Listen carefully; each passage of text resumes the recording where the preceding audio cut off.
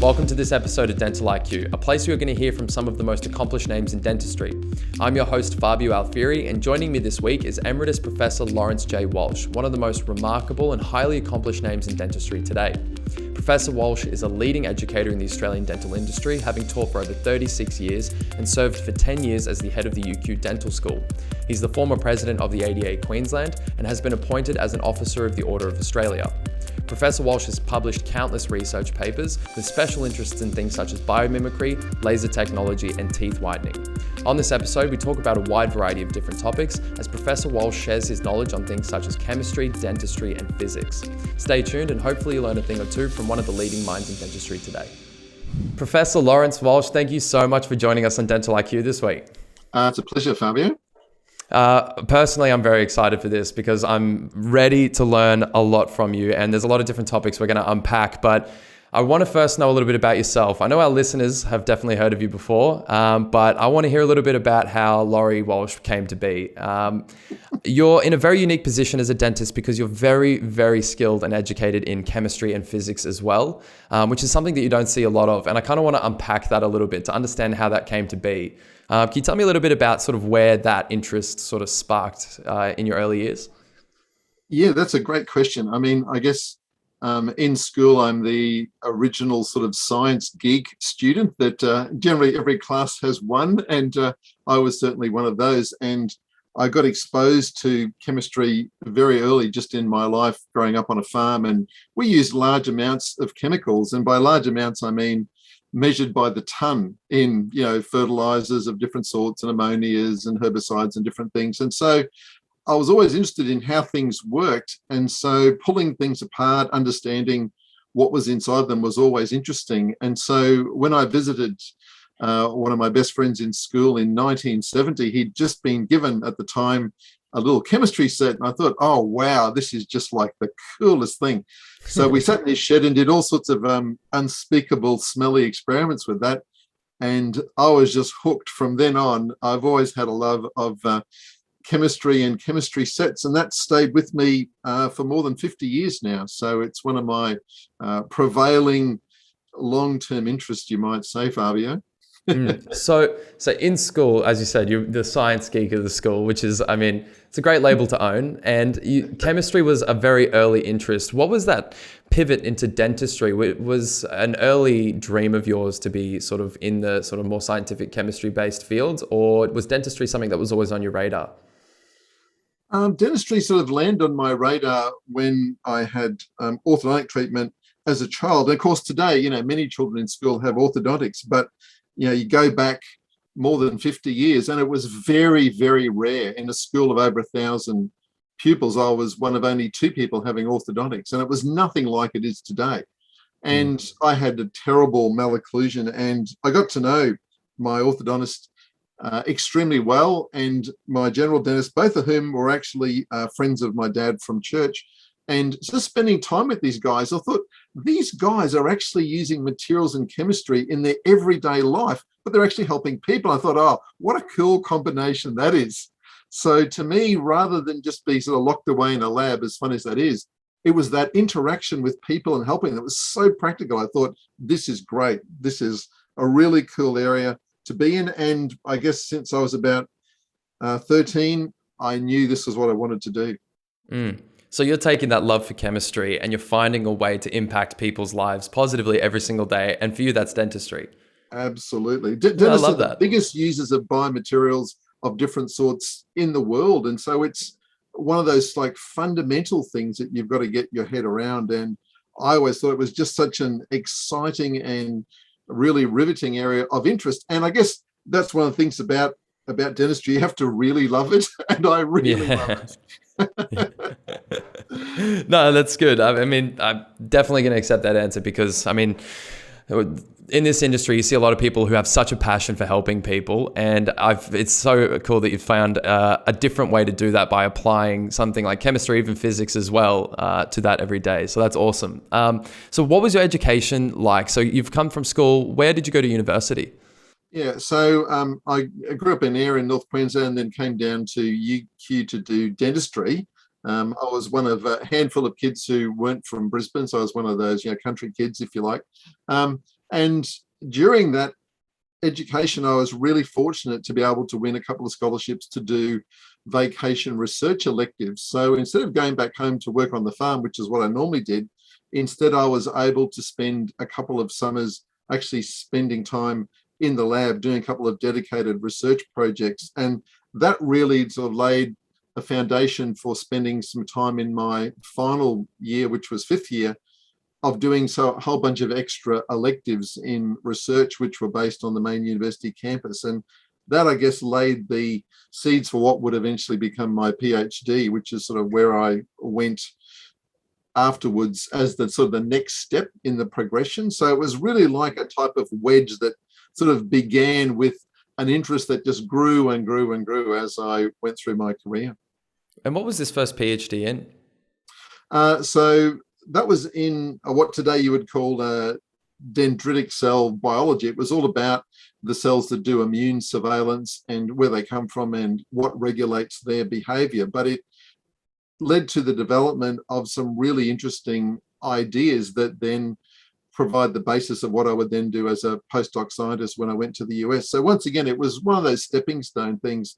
And in those days, the identification of some of these molecules that drive inflammation and understanding how the immune system found things was really important, because this was all the time that HIV was being recognized around the world. So it was really fundamental to be able to work on the cells that were basically on the front line doing the surveillance and look at what the virus did, how those cells picked up the virus. And that was actually very, very sort of timely research at the moment. And now, of course, dendritic cells are used in vaccines and all sorts of things, and they're really well known. But at the time, there was only really 2 people in Australia, of which I was one, who were working on them. So it was a pretty interesting area. Yeah, absolutely. And so this is all during your time at UQ. And I mean, Yeah. So from your time in university to even till today, you're still heavily involved with the UQ and the dental school there, right? I've been linked with the school for a very long time, even though I've escaped and I've taught at many other universities as a guest lecturer or a guest examiner all around the world. But in a way, UQ's always been my home, not just my alma mater. And even when I went to the University of Pennsylvania and was on the staff there for a while, just the strings to UQ in Australia were just far too strong. And so eventually I came back and have really sort of settled there for my professional career.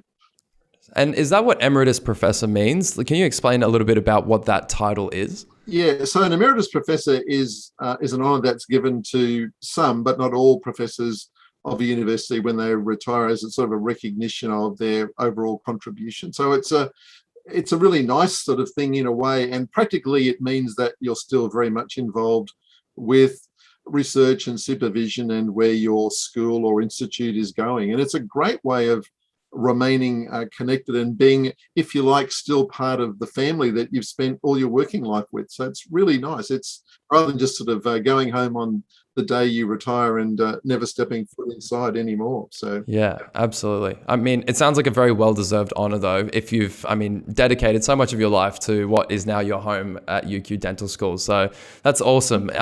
I want to hear a little bit about your time with the ADA as well, and sort of what your involvement is like. If I'm not mistaken, you were the president of the ADA Q, correct? Yes, that's right, in 2018. But that, I guess, is really the end of a very long process. After I graduated, while I was still a student, I joined the ADA, and I made a decision early on that I would get involved with things in the profession and in the association. So I joined some committees and spent around about 20 years on the state council, and then got involved with the association nationally, and I've been involved on that scale for over 20 years as well, sort of running these 2 things in parallel.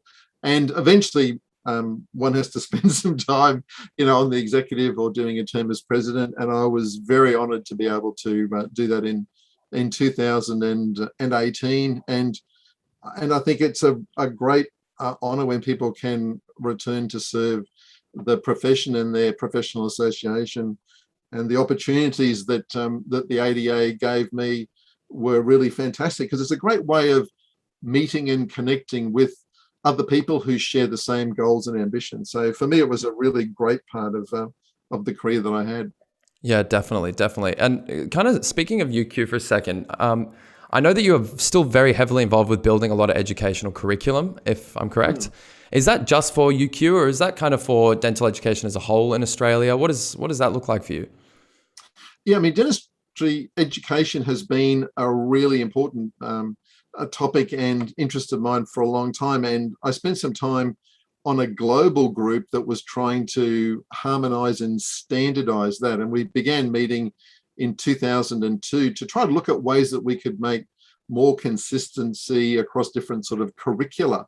And so it's been really good to be able to work with deans and heads of school from all over the world, literally, to try to evolve and emerge curricula together, and also to come up with models of curriculum, for example, involving work-intensive learning or placements or simulation or all the things that we do, which can be done in a common way, and to try to lift the overall standard of graduates and make sure they're really in touch with the latest information and techniques.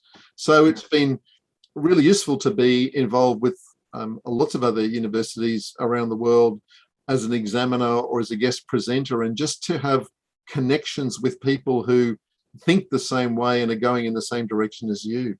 Yeah. When you say consistency in curricula, do you think that's something that we currently have in Australia? Is there a lot of consistency amongst it?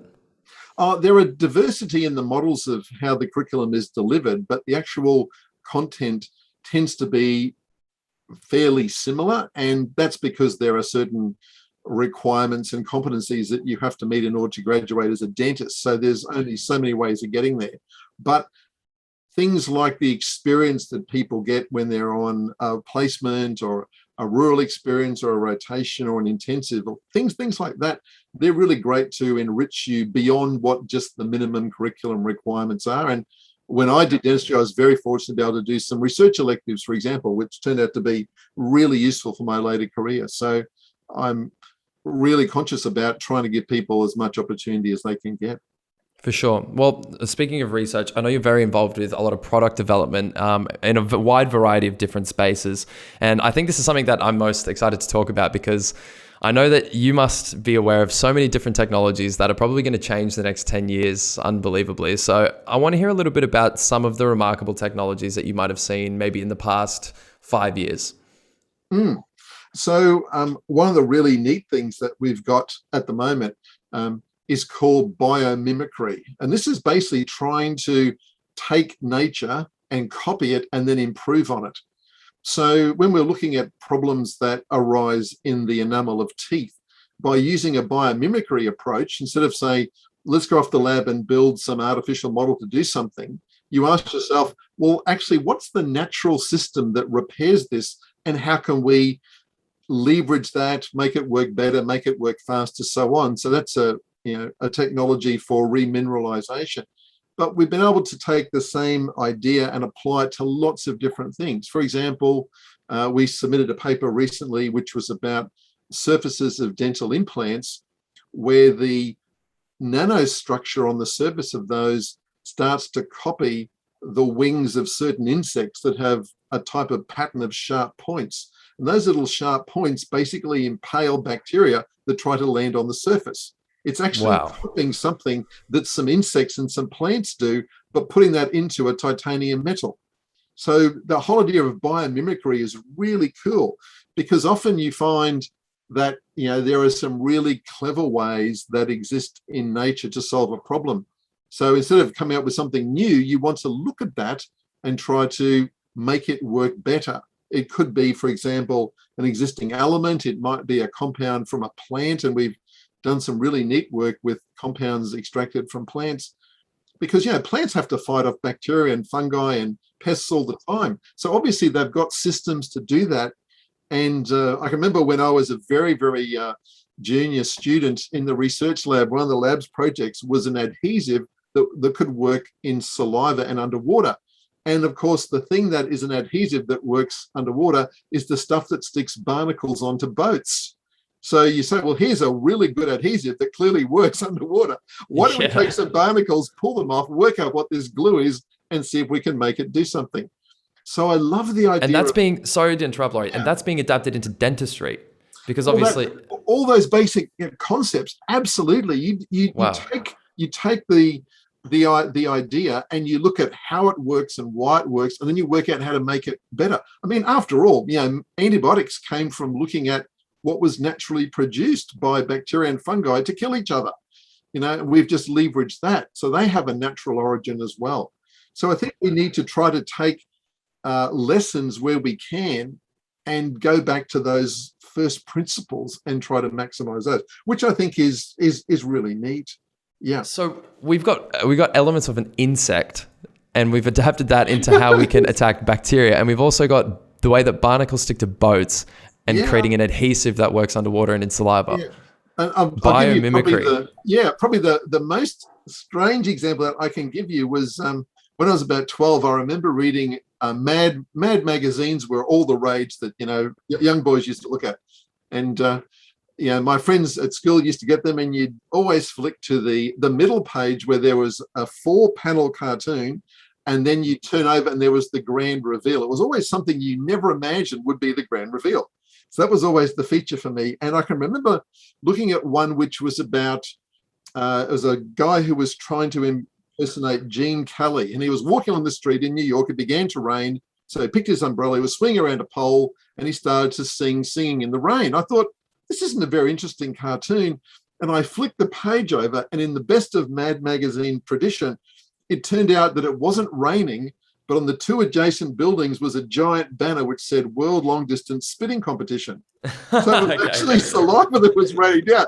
And I went, oh, wow, that is hilarious. Now, that concept we used to develop an assay for nanodroplets that turned out to be really important in developing a new technique to do root canal work using lasers. Because of that concept. Because of that one cartoon, when I was thinking about how to measure nanodroplets, that cartoon came to my mind and said, we need a spitting assay.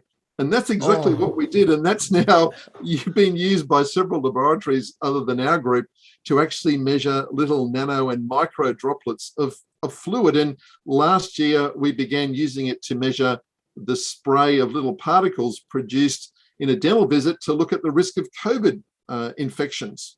So, we went back to the spitting assay once again. So there's lots of little clues in our life that if we're just open to them, they are the inspiration. And I hate to say that, I've been inspired by Mad Magazine, but that's true.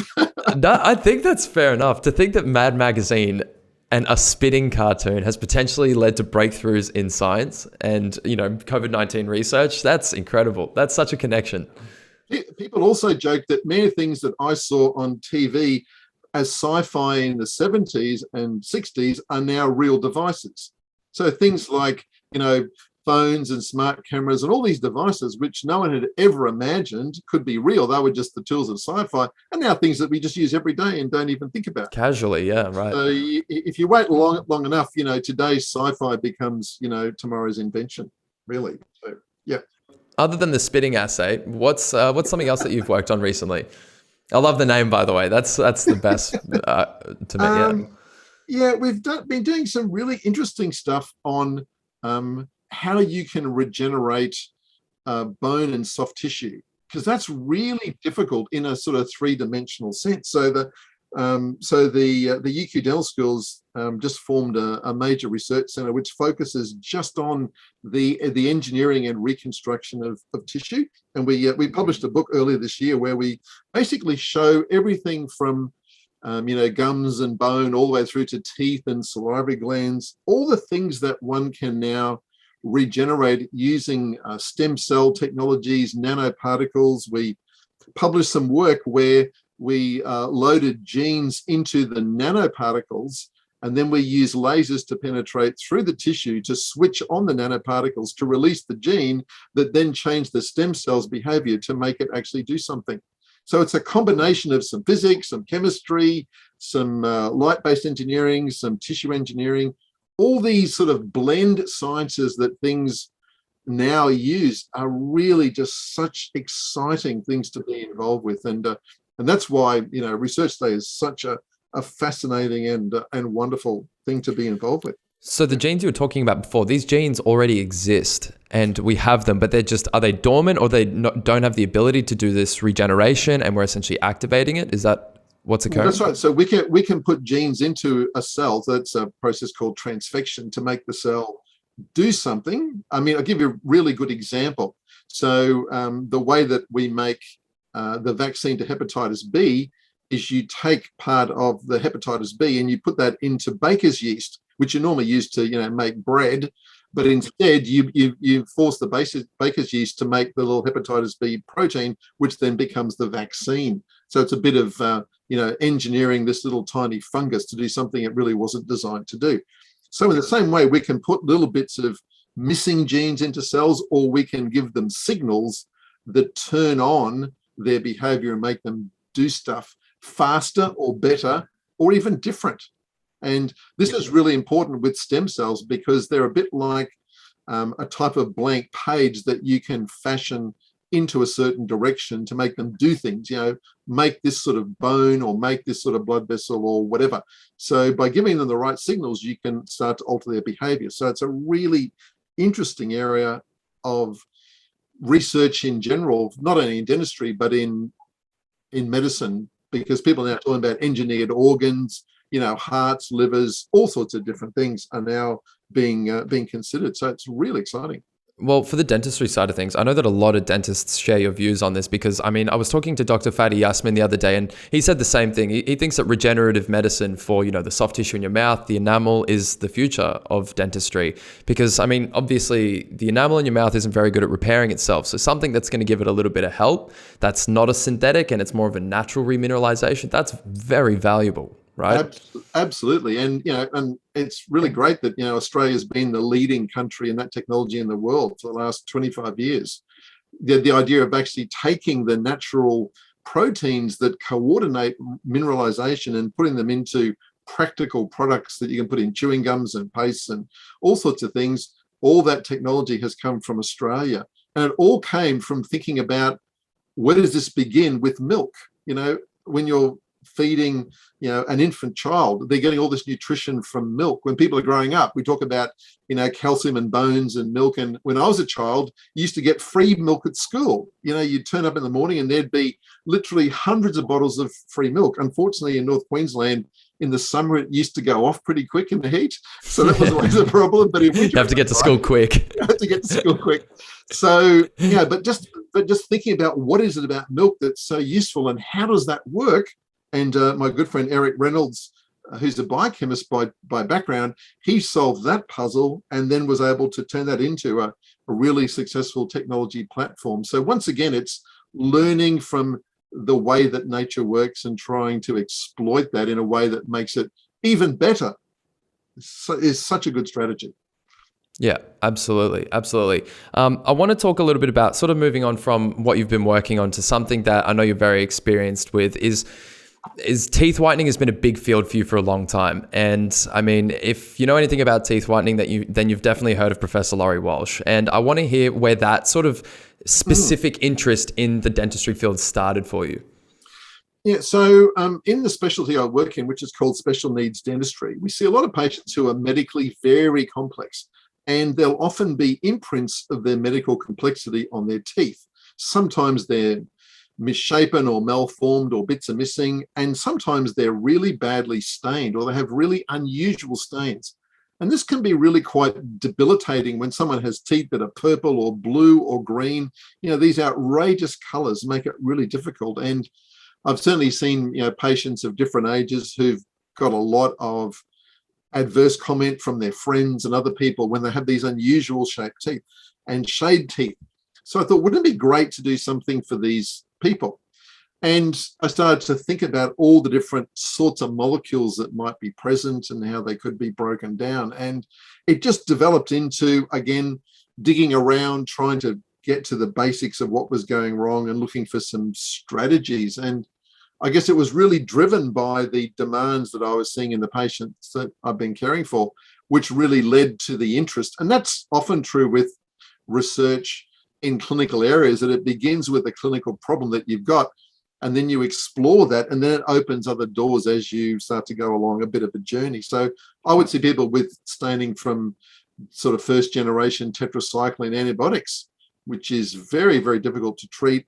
And I would start to think, are there other ways that we can treat this in a chemical sense that are different from what people have tried before? So that was really the beginning of the interest. And then we, of course, went on to do lots of work with people who had more, normal types of teeth, but it sort of began with the patients who were the difficult ones, I guess.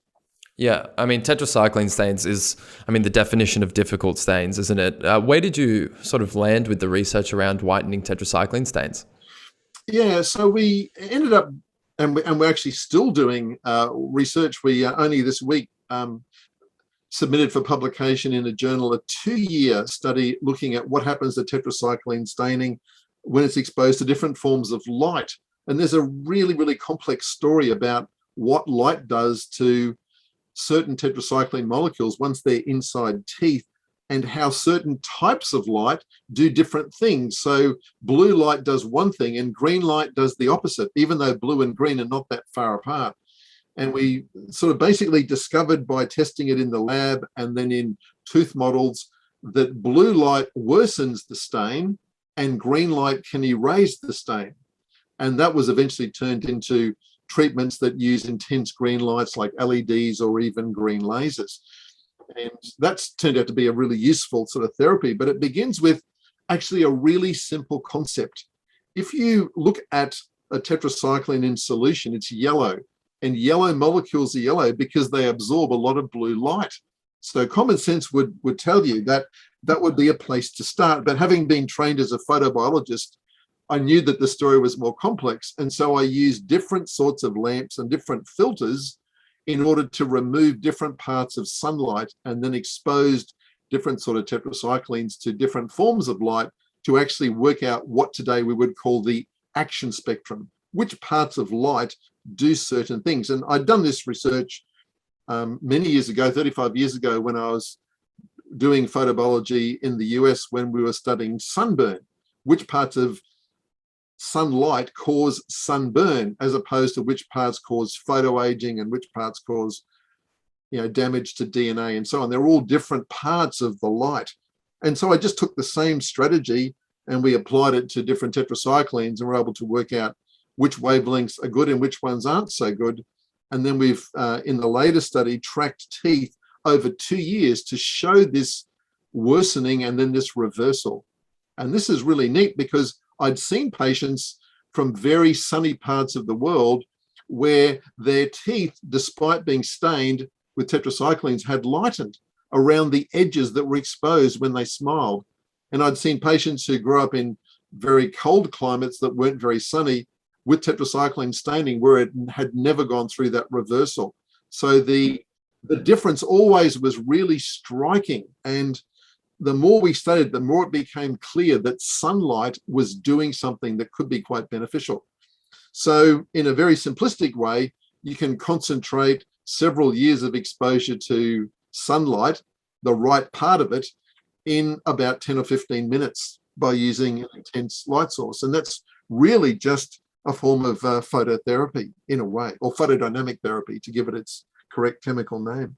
So this phototherapy, or the green laser treatment that we were talking about before, is this something that's accessible today? We trained, I guess, probably in excess of 150 clinicians around Australia to do it. We've trained people all over Asia, into Europe as well. So it is a widely taught therapy, but it's an expensive one to begin with because the actual box that you're going to use as your laser light source is going to be, upwards of $60,000 or $70,000. So it's a very strong sort of entry point to go past before you can then embark on the therapy. And that's a pretty strong disincentive when you've got to, find that amount just to sort of begin this journey. But to their credit, quite a few dental practices have taken it on around Australia. Mm-hmm. Is this exclusively for tetracycline stains or teeth whitening in general? No, you can also treat normal teeth, and the laser will also do minor oral surgery and other things.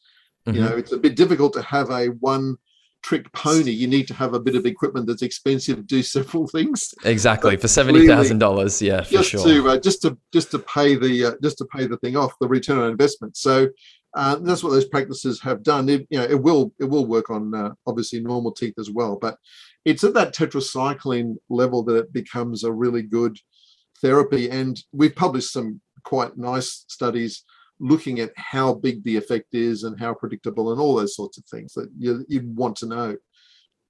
For sure. So looking at the sort of everyday in-chair lamp that is currently being used, are we talking 460 to 480 nm for a typical LED lamp like that? Yeah, so most of the sort of off-the-shelf types of systems do use actually it's a very similar LED to the ones that are used in dentistry to cure plastic or composite fillings.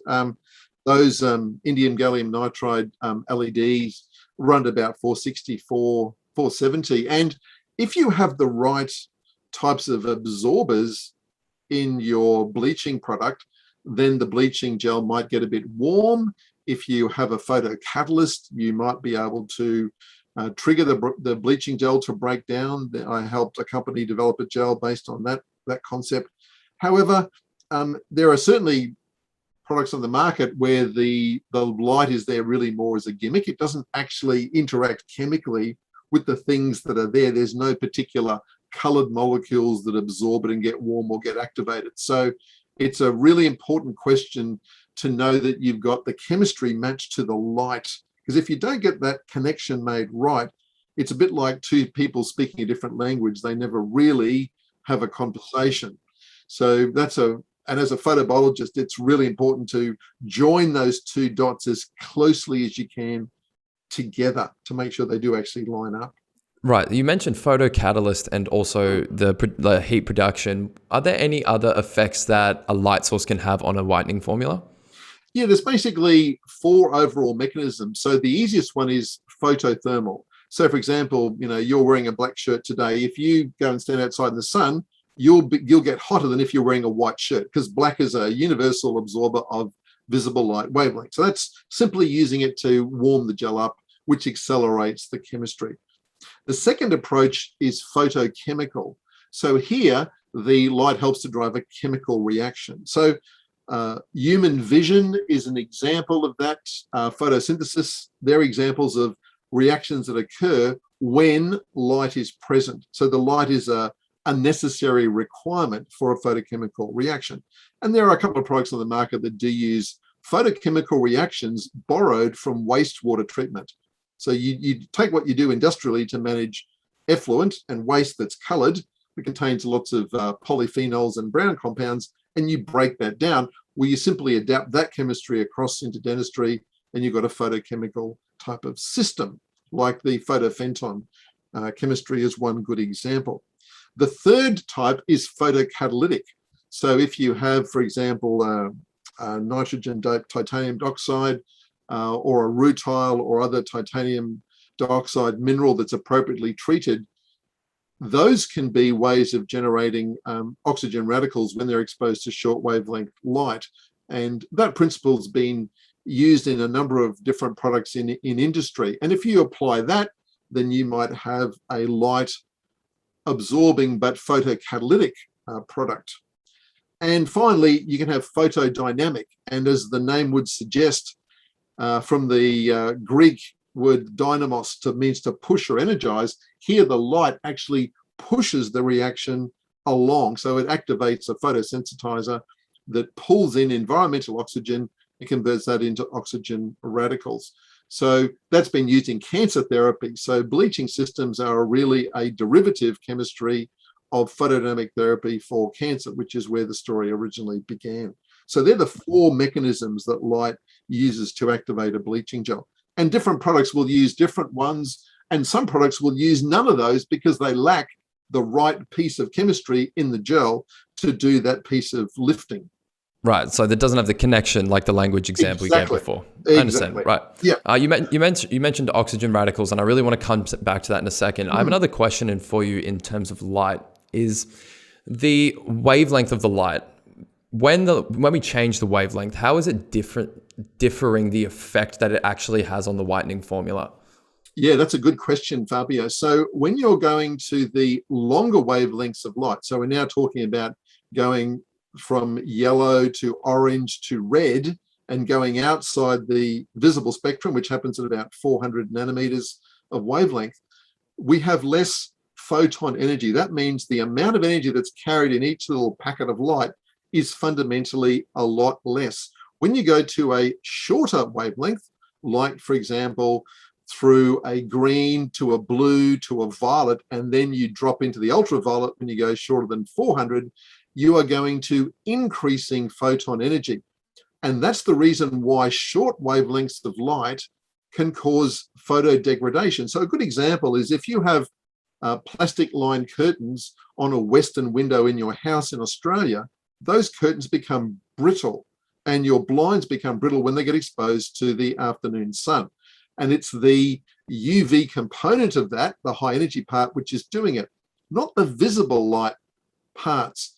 And so when wavelength gets shorter, and this is a relationship known through Planck's law, the energy increases quite dramatically. So you can do more photochemical work, more photocatalytic work, more photodynamic work as you go to the shorter wavelengths. They're much more energetic. Right. So if we're talking this violet to blue wavelength range, what's, Yeah. in your personal opinion, from your experience, what is the most effective that you've seen in terms of wavelength? Yeah. So when you go to the wavelength extreme, so when you get close to the transition into ultraviolet A or long wavelength UV, as it's also called, you're getting the most energetic parts of the visible spectrum. So that's sort of a nice place to be if you're trying to drive a reaction.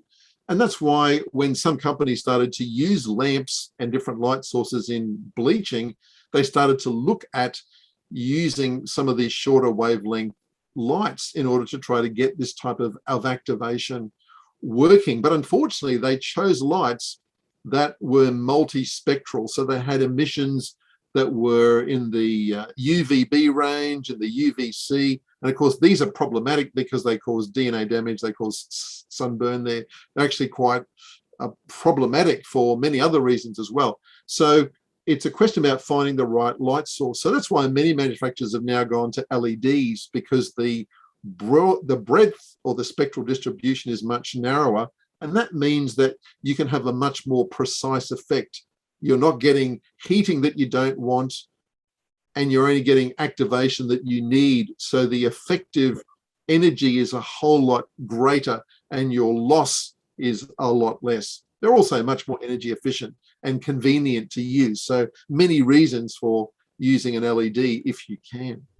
So out of curiosity, as we get sort of toward this more ultraviolet wavelength, are there any effects, adverse effects, if that on, the soft tissue in your mouth or the actual biology of your teeth or anything like that? Are there any concerns involved with it?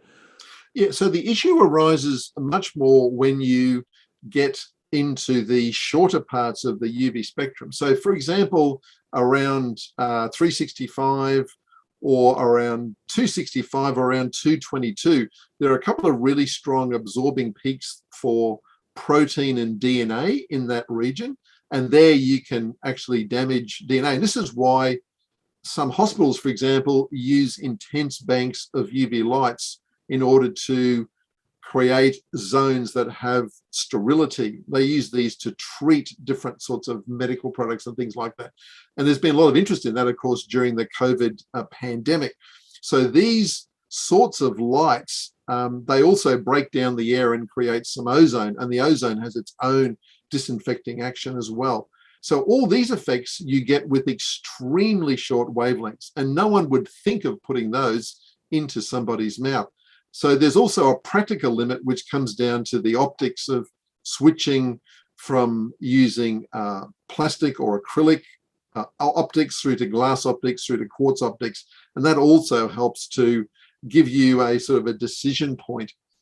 But there is, if you're using a low intensity light, you aren't going to absorb enough into the normal components of tissue, like, for example, the hemoglobin in blood, to cause any adverse effects. So low intensity wavelengths around the 400 range are fine when they're delivered in the mouth. You wouldn't shine it into your eye for pretty obvious reasons, but inside the mouth, where you have very, very little pigment, you actually don't have strong absorption. You tend to get actually more reflection off things like the surface of a tooth, which can often work to your advantage. Okay, so let's say in this shorter wavelength range, let's say it's between the 400 to 415 mark. Let's say we isolate the perfect number that's absolutely most effective and we put it in a device that can be used at home. And now I know you probably know this is a big taboo around at-home teeth whitening and the LED device specifically. Let's say we have an LED device with this ideal wavelength range. What's the effect that this is having on the formula compared to obviously a much larger, more expensive version that you'd find with your dental professional? Yeah, so the dental professional version, the power is probably measured optically, in the area of about a watt or so, and the application time will be less.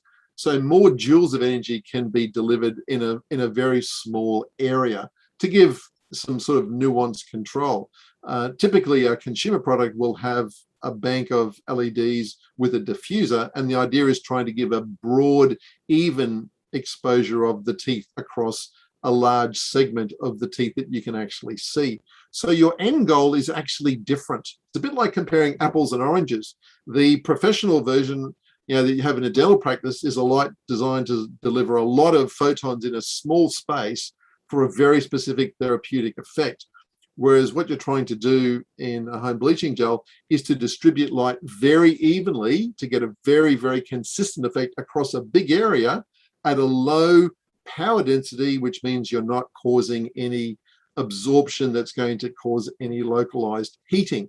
If you took a dental light that we use to cure fillings, and if you put that on your finger or directly on your gums, within about 3 or 4 seconds, you'll be in extreme pain because of the heat of that light being converted as it absorbs into the hemoglobin in your blood. So it's not practical in many ways to directly use intense lights in the mouth unless you cover the gums with, and that's what gingival barrier and dental dam and all those things have all been developed to do, is to actually block the therapeutic lights that we use. Whereas for something that's used at home, you need something that is safe when it's irradiating the soft tissue. So it has to use a lower power density. And that's perfectly fine for the application, because it's often a longer application anyway. It's not measured in seconds, it's measured in periods of many minutes. In dentistry, we have devices that will cure a plastic filling in a second or 2 seconds. But I'm not suggesting that anyone would put a device in their mouth and use it like a giant flash lamp for a second. Yeah, it would right. be just far too hard to control. So back to your apples and oranges example that you gave. So the LED device that you're using at home versus the LED lamp that you're using at the dentist, they're achieving different things, right? They're being used for different purposes. When you put a lot of photons in something, then the interactions of those photons with the something are very important. Things like scatter, things like photon recall, things like refraction become really important. When you're using the light at very low power, delivered for a long time, the consequences of those events I just mentioned become a lot less important to be concerned about. And the issue of localized heating also dissipates. So while the light intensity might be the same, the rate at which it's being delivered is quite different. It's a bit like saying, you can get in a car and go from A to B. You can get in a Lamborghini and go from A to B extremely quickly, and you have a hell of a time stopping when you reach B if you're in a Lamborghini. So, you have to think about all the consequences of going very hard and very fast versus going very slow and very low. Even though the actual thing might still be a car, hard and fast and hot and strong is very different from cold and slow in terms of what the effects are going to be. So at a lower power density, these at-home devices, would you know roughly what type of impact in terms of percentage it'd be having on the results seen from the treatment? Yeah, I mean, it's not, some of the current at-home ones I haven't tested, but, having tested a lot of the in-office products that use light, the normal gain is normally in the order of about 24 to 26%. If it's a photochemical type of process, it's normally in the order of about a third if you're looking at a photothermal process. If it's photodynamic, then you're looking at an improvement of several 100%.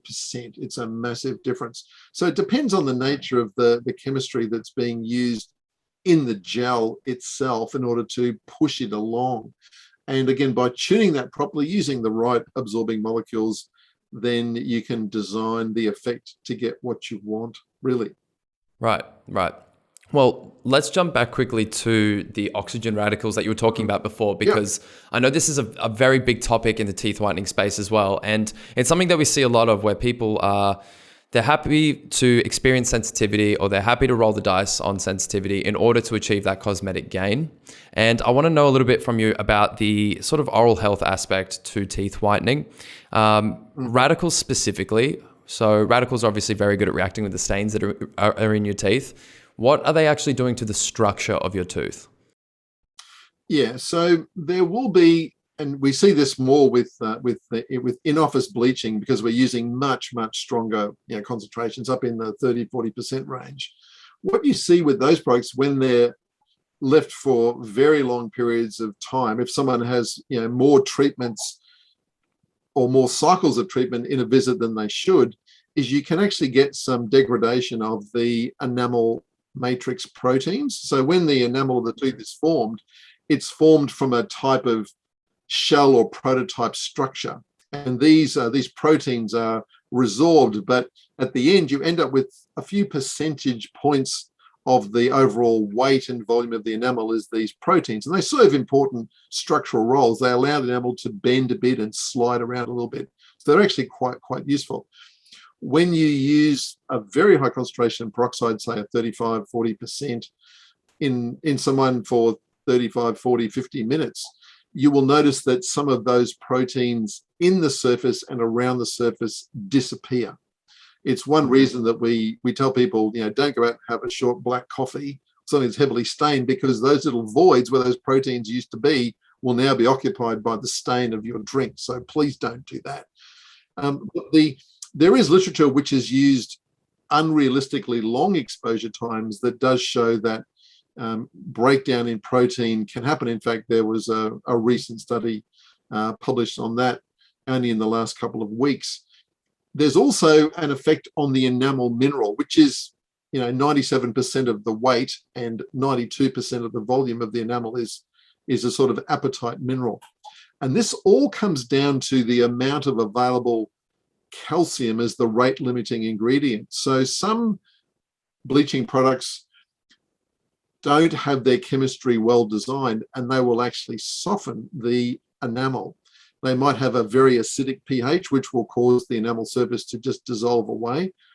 Whereas other products have put in things that regulate the calcium concentration, and they provide available calcium ions, and this stops the tooth surface from softening.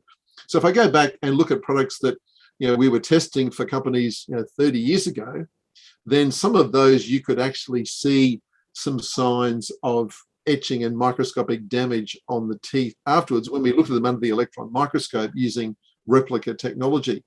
A lot more effort has gone into bleaching particularly in the last 10 or 15 years, to recognize that you don't want to end up with enamel softening, and therefore you need to put in various forms of available calcium and minerals and apatite, and there's lots of different ways of doing it, but you need to do something to actually address what's a pretty preventable scenario when you've got something which is very chemically reactive on the surface. And a lot of companies have put a lot of time and effort into trying to solve that little problem, and there are fortunately lots of different solutions that will work for it, which is a good thing. So they're really the two things for teeth: the enamel matrix proteins and the actual mineral itself are the two things that you'd be most interested in. And as far as preventable goes, I suppose, so visiting a dental professional and having your whitening done, you mitigate a lot of those potential risks.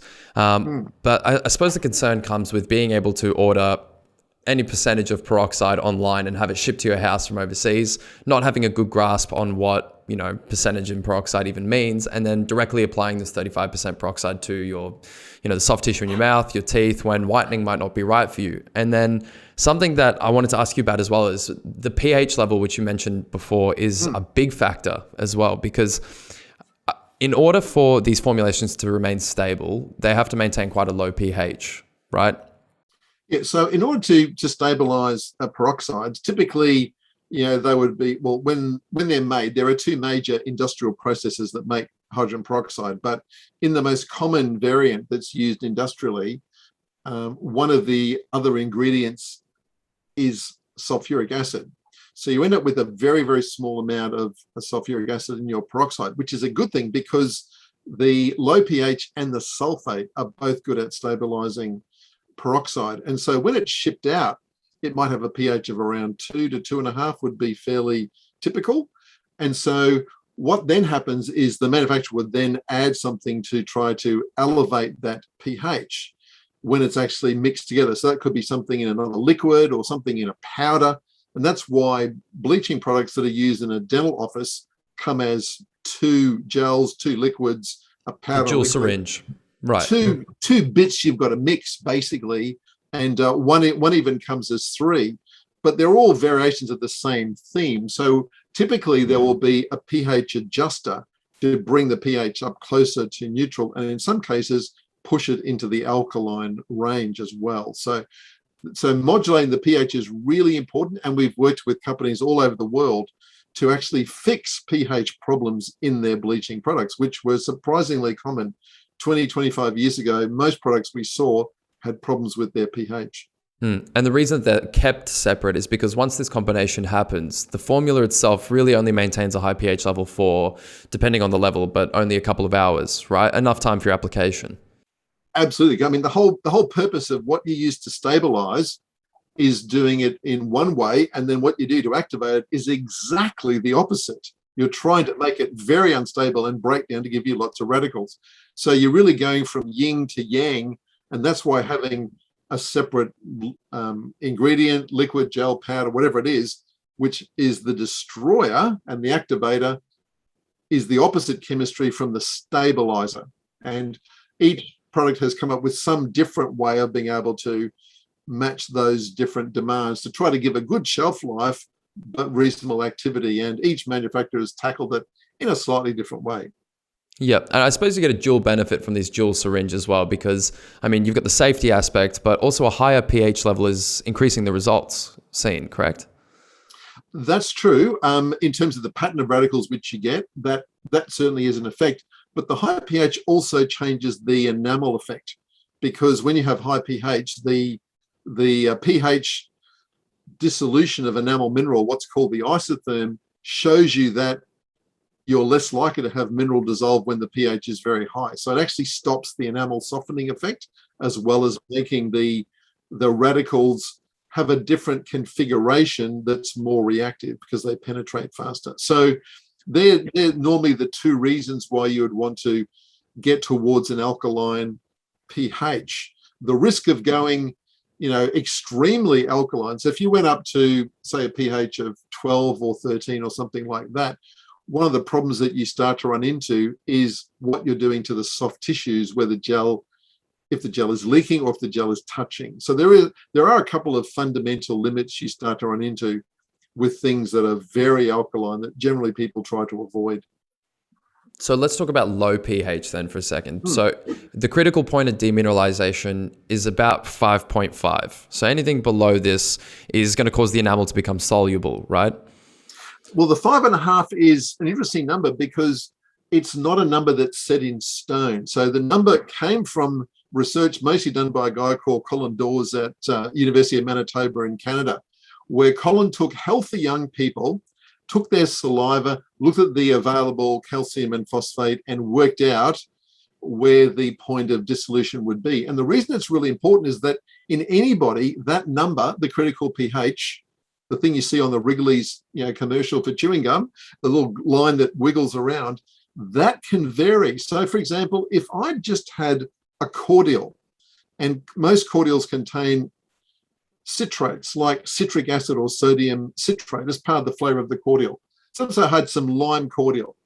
Then those citrates basically steal away all the calcium ions in my saliva for about the next 20 to 25 minutes.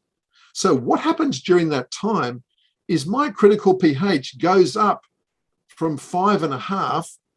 It could even go up to 7.5 or 8. So my enamel could now dissolve at 8. It's really important to realize that teeth can dissolve even at alkaline pH if you alter the way that the calcium ions behave. And the reverse is true. You can take something that has a pH of 2, let's say some 2.5, let's say Coca-Cola, for example, and you could have a tooth in that, and the tooth wouldn't soften if you had elevated the amount of calcium in the Coca-Cola by adding it in, because it's all about a balance or an equilibrium. And we came to understand this when we started to look at the chemistry of how these milk-based remineralizing products actually worked, to study what the effect of pH was. And so we now know that the so-called critical pH varies in people depending on what they're eating and drinking, and it fluctuates around. So the 5.5 is an average. But as a general rule, when things are below that, they are likely, all else being equal, to soften quite dramatically. If I have a very acidic diet, as you were saying before, is that critical point going to raise for me? So if I drink a lot of Coca-Cola, eat a lot of acidic foods and whatnot, does that 5.5 maybe jump up to 6.5, 7.5, or does it go the other way? No, it will go up, which means things dissolve at a much lower level of acidity. But it depends a lot on your resting salivary flow, because saliva is tooth's greatest defense. About 30 years ago, I coined the phrase that saliva was liquid enamel. And I was quite deliberate because it literally can form enamel to a certain point. So if you have good normal salivary flow, if you're not subclinically dehydrated, if you're not smoking, if you're not on a dry mouth medicine, then your saliva will repair it. So as a good example, if you have a can of Coke, then you will lose about 1/50th of a millimeter, 20 microns of enamel. However, your saliva will replace that. It will take it about 2 days to replace the mineral that was dissolved away by the Coca-Cola. Now, if you're having 4 or 5 cans of Coca-Cola in a day, then clearly you're going to get into a problem, because now you're not giving yourself enough time to repair that particular damage. And if you swish Coca-Cola, in your mouth, minute after minute, hour after hour, then you will start to dissolve away the structure of your teeth. And I've seen that in many patients. So it's all about the balance of the salivary defense against the acid attack. As long as you've got natural saliva, it's fantastic at helping you rebuild that enamel. But the ingredient it most lacks is calcium. And that's the most poorly behaved ingredient, because it can come out of solution and precipitate very quickly. So you need to chaperone the calcium. And this is what certain proteins in saliva like staphyrin do, and what the proteins called phosphoproteins in milk and cheese do. They basically chaperone the calcium to make it available when you need it, and to stop it doing stupid things and misbehaving when you don't need it, in a very simplistic way. Yeah. So that's the effects on teeth, but what about gums? Because a big concern is not having access to the gum shield at home. That is going to prevent the contact between, your whitening formulation and the soft tissue in your mouth. So for you, what is the biggest concern with people ordering very high percentages of hydrogen peroxide online and using it on their teeth and gums without that protective shield? What do you see the safe percentage being for someone to use it at home unsupervised? So the ruling that the scheduling for uniform medicines, or the Poisons Act, the TGA, the ACCC, they basically say that when you're above 6% hydrogen peroxide or 18% carbamide peroxide, you've actually exceeded the point where the natural defenses against oxygen radicals in the mouth can cope. And that's why under the Australian workplace law for hazardous chemicals, it becomes a hazardous chemical when you pass the threshold of 6%. In other words, it causes chemical burns. And this is what happens when it gets on your tissues. And that's why they said we don't want products like that available in the market, whichever way you get them. when products that are stronger are used in a dental practice, of course, there's basically flowable barrier put over the teeth, which is completely fluid proof, and that covers over the gums and basically protects them. It's like a type of armor plating that's removable in a way. When you're using a product at home, don't have that. So it's really important to think about where the gel is going and how much of the gel is there. So that's why, professional home bleaching uses vacuum formed custom fitted trays, which reduces the amount and prevents the contact with the gums because the trays are trimmed so people can basically wipe it off. But the interaction with soft tissue is almost like a rate limiting point, because the literature shows and our experience shows that once you're getting gingival irritation, people stop using the product. And if you don't get the exposure time, you don't get the benefit. So to the extent that it annoys the gums, people don't use the product, and therefore they don't get the effect that they're looking for in the first place. So there's a really important balance that's got to be struck exactly right here. Can you tell me, Laurie, why does the EU only allow 0.1%, but Australia allows 60 times more? Yeah, sorry, 60 times more, 6, yeah. Yeah, so there's a lot of really interesting discussion that's gone on about how the EU arrived at their decision. And it would seem to me from my reading of their documents that they sort of were trying to go for an almost sort of zero risk approach based on the understanding that some oral bacteria make some peroxide. There are small amounts that are generated naturally by bacteria in the mouth. And clearly we have defense systems that can deal with those. It's completely harmless. And therefore, if you stay around that range, clearly you won't get into trouble ever. On the other hand, it was well known that if you went to high concentrations, once you pass 6%, then you would certainly have something that was a chemical irritant. And they were clearly trying to avoid that. But many people argued very strongly that the position that the EU took was a bit nonsensical, because it was a bit like, trying to water everything down to what was in the natural environment, which meant it clearly wasn't going to do any benefit. So it was really just a way of them just trying to, extinguish the question and make it go away. But it didn't actually give a realistic pathway going forward, which was a problem, I think, for people in the areas that were regulated by the EU. And there was a lot of chitty chatter, particularly from the UK, about how this wasn't sort of a helpful type of decision in the long run. And I suspect it will probably be reviewed in the future. At least I would expect so. Right. No, that makes perfect sense. Laurie, this is just about all the time that we've got, but I really want to make a little bit of time to ask you a few questions. We do a segment at the end of every episode called Quickfire Questions. I've got 4 questions here for you. I'd love to answer straight off the top of your head. Let's jump straight in.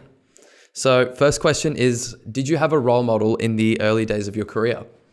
I did. It was my PhD supervisor, Emeritus Professor Greg Seymour. Tell us a little bit about it. Why was he a role model? So Greg is a wonderful guy, and was, in a way, I often describe him as like my second father. He was just a great role model for how to do science well, how to work with people. He taught me a lot about how to mentor people well, how to write grants and papers, and I owe a lot of my success to Greg's many interventions. And he's been a great friend and colleague for most of my life. So yeah, very, very much like my second father. Did he fuel a passion for you in any specific fields of study or anything? Greg was a little bit eclectic, and I guess he sort of encouraged people to ask what were the more difficult questions at the base of something. So get to the root of the problem.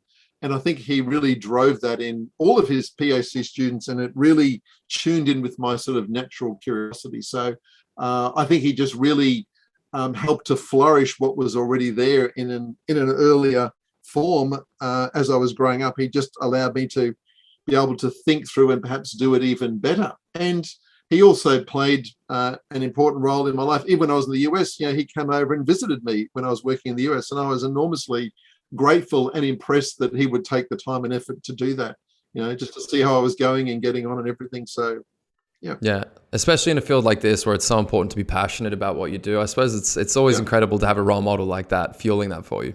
Yeah, that's great. All right, question number 2. And I know the answer, there's probably an infinite amount of answers for this question, but I'm going to ask it anyway. What do you think the biggest change in dentistry is going to be in the next 10 years? I think, we've got very much into digital things, digital imaging, digital production, smart decision tools. Eventually that will turn into robotics, AI, autopilots. The whole sort of interface between the person and the technology is going to become the thing that I would foresee. And I'm currently involved in 10 different projects in the technology space, which touch on all the things that I've just mentioned. So I think it's clear that working in a digital world, we have to be able to use these technologies to make the outcomes of treatment better and faster, to make it safer for people in dentistry to provide that care, and to just make the outcomes a lot better. And I think there's lots of ways that can be done, and we can develop new technologies, we can adapt things that are already in industry and used in medicine. There's lots of potential applications, and I think it's going to be a hot space for the foreseeable future, I would say. Be very difficult to imagine things going back, before we got into the digital age, I would say. Definitely. And I suppose we're already doing such a great job of it with things like digital smile design and being able to, very closely execute on what, a system can produce for, a patient to see before they've even had a treatment. So yeah, definitely. All right. Next question. Name one person in your industry whose work you currently admire. One of the people who I think has done a great job, I mentioned before, my friend Eric Reynolds. So Eric was really great at coming into dentistry as a person who was a basic scientist and seeing clinical problems from a different perspective. And, we both share a love of things to do with chemistry, but we also can look at things from a chemical perspective. And I think it's always useful to have several ways of looking at the one problem. The default is to think about the problem from the point of view of the clinician. But what about the scientist? What about the regulator? What about the lawyer? What about all the other ways of looking at a particular problem? And Eric's very good at thinking of problems from lots of different angles. And he and I have had numerous conversations, very spirited, and he's really sort of encouraged me, to think broadly and to always realize that there's multiple angles to something. And I'm been grateful for his input and his friendship for many years that we've done things together. Yeah. I suppose that's very similar to the way that, you're applying lasers to teeth whitening, for example, and, the way you apply chemistry to helping people every day. It's very similar, looking at it from a different angle, apply different knowledge to achieve a greater outcome that's how we move forward in what we do, isn't it? Yeah. All right. And I've got one last question for you, Laurie, and then we'll let you go. For all of the young people finishing their degrees and coming into this industry, what's your most important piece of advice for them? I would say if you're most interested in providing better care for people in dentistry, be that as a dentist or as an oral health therapist or a dental hygienist or a dental prosthetist, if you make the care of patients your first concern, everything else is secondary and will look after itself. Because if that's your focus, then you'll be successful, you'll be highly influential with your patients and your peers, because you've moved your frame of reference away from yourself and you put it on somebody else. The more you focus on yourself, then probably the least successful you will be, and maybe the more strife you get into. Whereas if you've got your focus on being unselfish and thinking about what can I do best for this patient, you'll always follow where your heart is leading, and you'll always end up in the right place, and you'll stay out of trouble. Not only be successful as a clinician, but you'll also have a smoother journey as you go through your career. And a fulfilling one at that as well. Well, unbelievably well said, Professor Walsh. Thank you very much for joining us on Dental IQ. No doubt we're going to have you back on the podcast very soon. This is probably the most I have personally ever learned in an hour. So thank you very much for sharing. Enjoy your day. We'll talk to you soon. Lovely. Been a great pleasure, Fabio. Thank you very much. Thank you so much for joining us this week on Dental IQ. If you enjoyed the podcast, please follow us and leave a rating. And you can also find us on Instagram at dental_IQ. If you'd like to join us on Dental IQ or have any topics that you want us to cover, you can reach me at fabio@dentaliq.com.au. Thank you so much for joining us again. We hope to catch you next week.